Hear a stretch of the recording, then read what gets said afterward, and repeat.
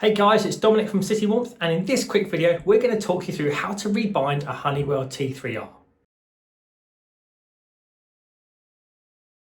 So you've gone to your Honeywell room thermostat, you've increased the temperature to turn the heating on, and what you won't see at this particular moment is the flame icon showing that the boiler is firing up, or the little signal up there to say that the receiver and the thermostat are talking.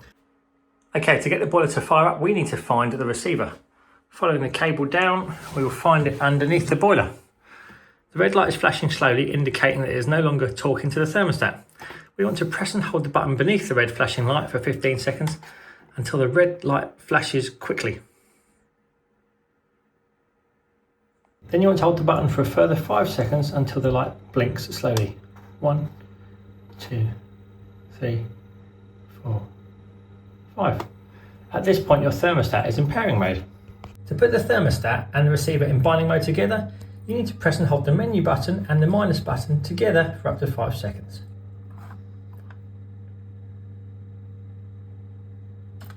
You then want to change the 14A parameter from 0 to 1, so press tick to confirm, plus to make it 1.